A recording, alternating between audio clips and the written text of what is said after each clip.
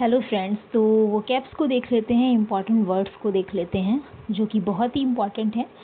And मैंने आपको बताया था कि अगर आप स्पीकिंग करते हैं या फिर आप स्पीकिंग नहीं भी करते हैं, अगर आप का सब्जेक्ट इंग्लिश है या नहीं भी है, लेकिन वोकैब्स एक ऐसी चीज़ है जो आपको पता होना चाहिए। ठीक है, जितने ज़्यादा आपको वर्ड्स पता होंगे तो उतना ही आप को नॉलेज हो पाएगी, उतना ही आप उसको यूज़ कर सकते हैं, है ना।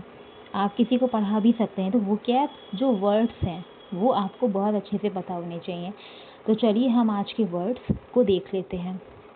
जो फर्स्ट वर्ड है वो है मोरेटोरियम। ठीक है, मोराटोरियम। मोराटोरियम का मीन्स मैंने लिखा है a temporary prohibition of activity. A temporary prohibition of activity, इसका मीन्स ये होता है कि मान लीजिए कोई भी एक्टिविटी चल रही है। ठीक है, कोई एक्टिविटी चल रही है और टेम्पररी आपने उसको मना कर दिया है। ठीक है, प्रोहिबिशन मीन्स होता है मना करना, या उसको कुछ टाइम के लिए हम कह सकते हैं रोक देना, है ना, प्रिवेंट कर देना, प्रोहिबिशन कर देना। तो उस पीरियड को हम मोरेटोरियम कहते हैं। वो जो पीरियड चल रहा होता है ना, जिसमें हमने उसको रोक दिया होता है, मना कर दिया होता है, उस पीरियड को हम मोरेटोरियम कहते हैं। आई थिंक समझ में आ गया होगा। ठीक है, ये ऐसे वोकैब्स नहीं हैं जैसे कि आपका वर्ड टू वर्ड, जैसे कि इसकी हिंदी हो गई एंड फिर इंग्लिश हो गई। ये आपको थोड़ा सा डीप में जा कर के समझना पड़ेगा। जैसे कि मैं आपको एक सेंटेंस के फॉर्म में समझा रही हूँ। ठीक है, तो इस तरह से आपको समझना पड़ेगा और आप इसका यूज़ भी करें। ठीक है, आप इससे सेंटेंस बनाइए, अच्छे अच्छे प्यारे प्यारे सेंटेंस बनाइए। तो आपको जब हम किसी भी वर्ड का सेंटेंस में यूज़ करते हैं तो वो वर्ड या वो स्पेलिंग, वो वोकैब हमें बिल्कुल अपने में कंफर्म क्लियर हो जाता है, पक्का हो जाता है, हमें लर्न हो जाता है बहुत अच्छे से, हम उसको जल्दी नहीं भूलते हैं, है ना। लेकिन अगर आपने ऐसे ही स्पेलिंग देखी, वर्ड पढ़ा एंड उसकी आपने हिंदी पढ़ ली, तो उसको जल्दी से आप ग्रैब नहीं कर पाएंगे। ठीक है, तो ये बहुत ही अच्छा रहेगा आपके लिए कि आप इसका यूज़ करें। ठीक है, इसका यूज़ करें आप जितना हो सके। आप कमेंट्स में सेंटेंस बना के भेजिए, या फिर आप कोई भी नोटबुक उठा लीजिए, उसमें आप ये वर्ड्स को नोट तो करना ही है आपको, क्योंकि नोट नहीं करेंगे तो भूल जाएंगे। ठीक है, तो आप वहाँ पर इससे रिलेटेड इसको यूज़ करके सेंटेंस बना सकते हैं। ठीक है, तो ये आपका वर्ड हो गया मोरेटोरियम। नेक्स्ट जो वर्ड है इंटेल। इंटेल का मीन्स होता है इन्वॉल्व हो जाना। ठीक है, लाइक इट इन्वॉल्व हैविंग और डूइंग दैट थिंग। ठीक है, मतलब इंटेल जो होती है एक वर्ब होती है। ठीक है, इंटेल एक वर्ब है, तो इंटेल का मीन्स होता है ऐसे कोई चीज़ इन्वॉल्व हो जाना। ठीक है, आप इन्वॉल्व हो गए, कोई चीज़ इन्वॉल्व हो गई किसी चीज़ में, तो हम कहेंगे वो इंटेल हो गया, ये वो इंटेल हो गई, मतलब कि वो इन्वॉल्व हो गई। क्लियर है। थर्ड है अलाक्रिटी। अलाक्रिटी सिंपल, अलाक्रिटी का मीन्स होता है स्पीड, कि आपकी स्पीड को हम बोलते हैं। जैसे स्पीड किसी भी चीज़ की है तो उसको हम कहते हैं अलाक्रिटी। एंड अलाक्रिटी जो होता है वो एक नाउन होता है। ठीक है, अलाक्रिटी जो होता है वो एक नाउन होता है। नेक्स्ट है टम्बल। टम्बल फ्रेंड्स वर्ब होता है। ठीक है, जो भी मैं आपको बता रही हूँ आप उसको ज़रूर से लिख लीजिएगा कि ये वर्ब है या नाउन है, उससे भी बहुत अच्छा रहेगा आपको सेंटेंस जब आप बनाएंगे, तो आपको समझ में ज़्यादा अच्छे से आएगा कि अच्छा ये वर्ब है, इसको वर्ब की तरह पे यूज़ करना है। क्योंकि ऐसे समझ में नहीं आता है, कभी कभी कुछ वर्ड्स ऐसे होते हैं जो नहीं समझ में आते हैं कि ये वर्ब है या फिर ये सब्जेक्ट है, सब्जेक्ट के रूप में हुआ है, नाउन के रूप में हुआ है, वर्ब के रूप में हुआ है। ठीक है, तो इसीलिए लिख लें। टम्बल मीन्स होता है आउट ऑफ कंट्रोल। कोई भी ऐसी सिचुएशन या फिर कोई भी ऐसी चीज़ जो आप नहीं संभाल पा रहे हैं, तो आप कहेंगे वो टम्बल हो गई है, मतलब कि संभल नहीं पा रही है आपसे, वो आउट ऑफ कंट्रोल हो गई है। ठीक है, टम्बल का मीन्स होता है आउट ऑफ कंट्रोल हो जाना। Next over site. देखिए ओवर साइट को अच्छे समझिएगा। ओवर साइट का मतलब लिखा है कि a mistake because of a failure to notice. Oversight का मतलब ये होता है कि आप किसी भी चीज़ को नोटिस नहीं कर पाए हैं, थोड़ा सा आप फेल हो गए, उसको नोटिस करने में आपका वहाँ पे अटेंशन नहीं गया, ध्यान नहीं गया, तो वो जो मिस्टेक होती है ना उसको ओवरसाइट कहते हैं। ठीक है, समझ में आ गया। Oversight is a noun and a mistake because of a failure to notice, ठीक है।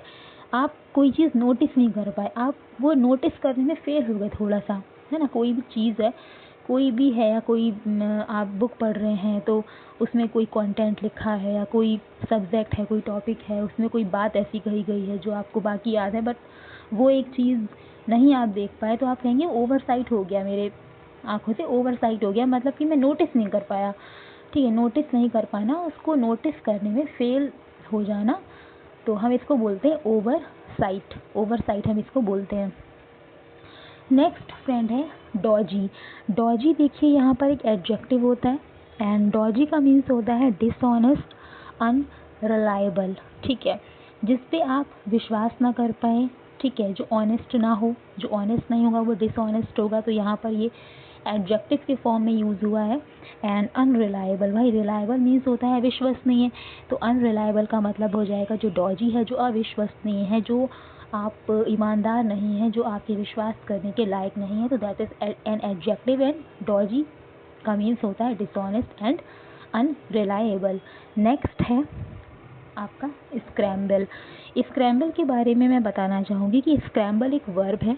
फर्स्ट ऑफ ऑल स्क्रैम्बल एक वर्ब है, एंड इसका मीन्स होता है मूव विद डिफ़िकल्टी, डिफ़िकल्टी के साथ मूव होना, डिफ़िकल्टी के साथ मूव होना। एंड स्क्रैम्बल के संग कुछ प्रेपोजिशन है, इसको अभी नोट करिए, अभी आप नोट करिए। स्क्रैम्बल के साथ में कुछ ऐसी प्रेपोजिशंस हैं जो फिक्स प्रेपोजिशन है वही यूज़ होती हैं, ठीक है। जैसे कि scramble up and scramble down, ठीक है, and scramble out of and scramble over, तो ये चार मैंने आपको बताई हैं। Scramble up, scramble down, scramble out of and scramble over, ये कुछ प्रेपोजिशन है जो स्क्रैम्बल के साथ में यूज़ होती हैं फ्रेंड्स, ओके। नेक्स्ट है थ्रोज।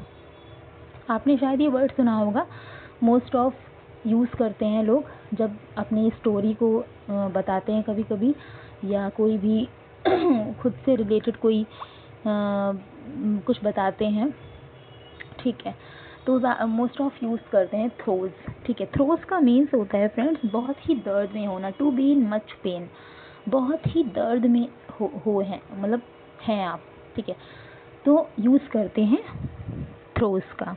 जैसे कि हम कह सकते हैं कि last throws of my career, आपने अपने करियर में सब कुछ करके देख लिया, ठीक है, सब जगह हाथ पैर मार लिए, लेकिन क्या हो रहा है कि आप सक्सेसफुल नहीं हो पाए, सक्सेस नहीं मिली आपको, तो बिल्कुल आप परेशान हो गए हैं, एकदम डिसअपॉइंट हो गए हैं, डिस्ट्रेस हो गए हैं, आपको कुछ नहीं समझ में आ रहा है कि अब मुझे आगे क्या करना है, तो आप यूज़ कर सकते हैं last throws of my career, ठीक है। Last throws of my career मतलब कि बहुत ही दर्द में होना, आप अपने करियर को लेके आप सब कुछ आपने किया बट आपको सक्सेस नहीं मिली, so you can use last throws of my life, okay.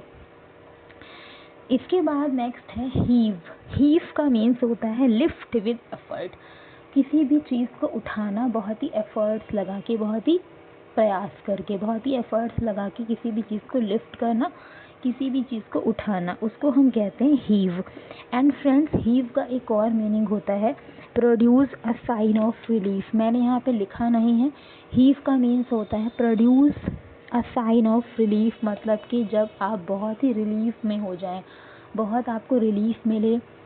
जैसे कि मैं आपको एक एग्जांपल दूंगी, आपका रिज़ल्ट आने वाला होता है तो आपको एक दुख दुख दुख दुख होती है ना अंदर से, सबको होती है, ठीक है, तो मुझे भी होती है, तो लेकिन जब रिज़ल्ट आ जाता है एंड आप देखते हो कि आप पास हो चुके हो, ठीक है, तो आप ऐसे रिलीफ एकदम सांस लेते हो ना, प्रोड्यूस करते हो ना एक ऐसी ब्रीथ जिसमें बहुत रिलीफ मतलब फील होता है, रिलीफ होता है बहुत ज़्यादा, तो वहाँ पर हम कहते हैं कि वो क्या होता है, हीव होता है, मतलब produce a sign of relief, okay, तो उसको भी हम हीव कहते हैं, ठीक है। एंड लास्ट है, नेक्स्ट है बेल आउट्स। बेल आउट्स का मीन्स होता है फाइनेंशियल हेल्प, ठीक है, अगर आप किसी की फाइनेंशियल हेल्प करते हैं या अगर किसी का फाइनेंशियल हेल्प लेते हैं तो इसको बेल आउट्स कहते हैं, क्या कहते हैं, बेल आउट्स कहते हैं, ठीक है। तो ये थे आज के इम्पॉर्टेंट वोकैब। आई थिंक आपको वीडियो अच्छी लगी होगी, प्लीज़ इसको शेयर करें, लाइक करें एंड कमेंट्स करें। कमेंट्स में आप इसे सेंटेंस भी बना सकते हैं एंड आप इसका स्क्रीनशॉट ले लीजिए, स्क्रीनशॉट नहीं भी लिया है तो आप इसको नोट कर लीजिए, क्योंकि नोट करने से ही लर्न होगा। एंड जितने भी आपको वर्ड्स मतलब मैं बता रही हूँ, आप उसको नोट करिए एंड उसको रिवाइज़ करिए, बहुत ही इंपॉर्टेंट है फ्रेंड्स एंड बहुत ही अच्छा रहता है। वोकैब्स आते हैं ना तो इंग्लिश में कॉन्फिडेंस बनता है ना, क्योंकि वोकैब्स का ही खेल है सारा। जितने ज़्यादा वोकैब्स पता होंगे, अगर आप बच्चों की बुक उठाते हैं तो उसमें भी ऐसे-ऐसे वर्ड्स होंगे जिनकी आपकी मीनिंग नहीं पता होगा, तो जितने वर्ड्स आप क्रैम कर पाएँ, जितने आप वर्ड्स को कैरी कर पाएँ, है ना। तो स्पीकिंग का तो ये है कि आजकल सभी लोग स्पीकिंग कर लेते हैं, ठीक है, मतलब भर की तो कर ही लेते हैं। पता होता है हमें ये सेंटेंस यूज़ करना है, पास्ट में है तो सेकंड फॉर्म यूज़ करनी है, वॉज यूज़ करना है, परफेक्ट में है तो हैव यूज़ करना है, बट हमको वर्ड्स ही नहीं पता होंगे, हमको ये नहीं पता होगा इस वर्ड्स को इंग्लिश में बोलते क्या है ना, तो हम कैसे बोलेंगे उसको, हम कैसे बोलेंगे। तो इसीलिए मैं कह रही हूँ कि वोकैब्स, वर्ड्स, स्पेलिंग्स जितनी हो सकें याद करिए, अपने आप से भी करिए, मैं भी करवा रही हूँ, इसको नोट करिए एंड इससे बहुत ही अच्छे अच्छे सेंटेंस आप बनाइए, आपको बहुत ही अच्छे से लर्न हो जाएगा। चलिए मिलते हैं फिर नेक्स्ट। लिटरेचर की वीडियोस आप देख रहे होंगे तो लिटरेचर की वीडियोस को देखते रहिए एंड शेयर करते रहिए, एंड अगर आपने चैनल को सब्सक्राइब नहीं किया है तो आप चैनल को सब्सक्राइब कर लें। Thank you so much.